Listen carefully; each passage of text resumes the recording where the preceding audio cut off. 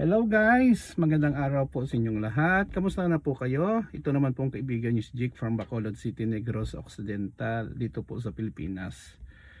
I hope nasa mabuti po kayong kalagayan at nag-i-enjoy sa inyong Christmas season. Alam nyo guys, no?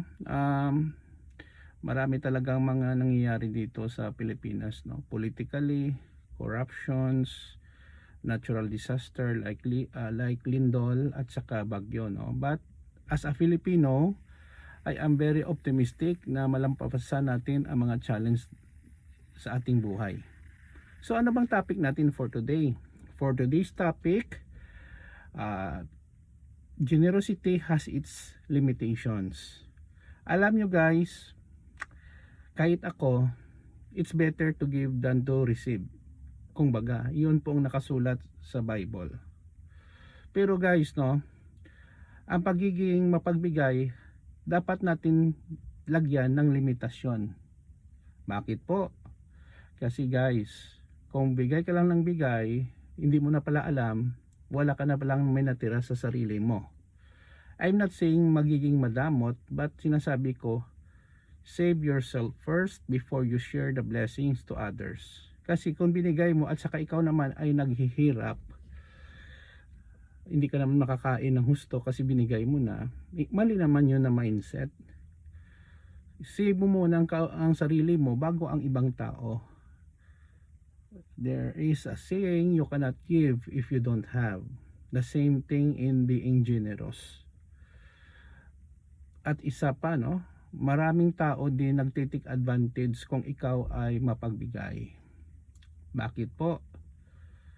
Kasi nagiging parasite sila or very dependent. Mamaya hingi naman sa'yo, nabigyan mo ng isa, dalawa, tatlo, hingi uli. Kasi alam nila na bibigay ka. You have to be careful. You have to be cautious on how to deal with these people.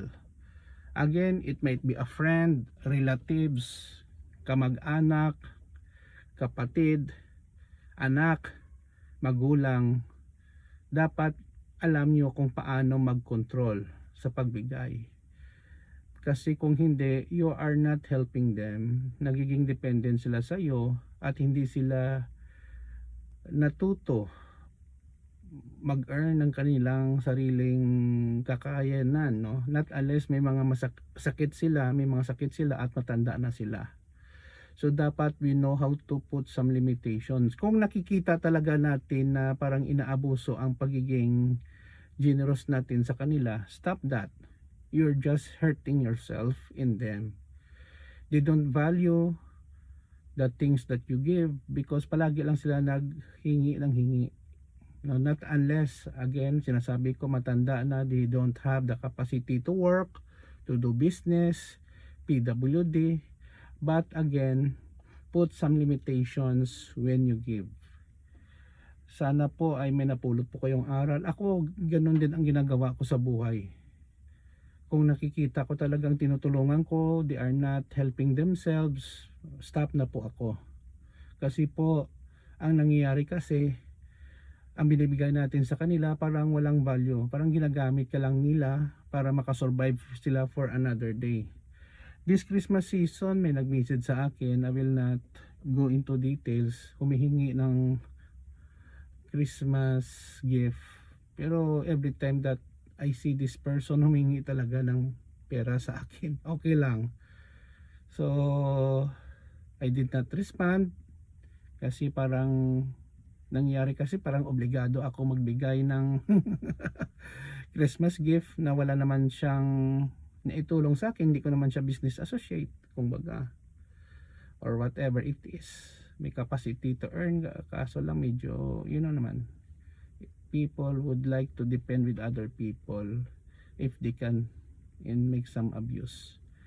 Yun lang po guys, no? Ingat po tayo sa ating kapaligiran, especially ang ating pera guys, no, na pinaghirapan. Here in this world, it is not easy to earn money. You have to be disciplined, no, to manage it very well so that you will not in a situation that you are becomes helpless and hopeless. Thank you so much guys for following my Facebook and YouTube channel. Thank you pala sa mga nanonood sa mga video ko, nagla-like, nagko-comment. I'm not a perfect person, but I trying to be the best I can be, no? In my small little ways. Yun lang po guys. See you in the next video. Ito naman po ang kaibigan nyo si Jake. Paalam guys.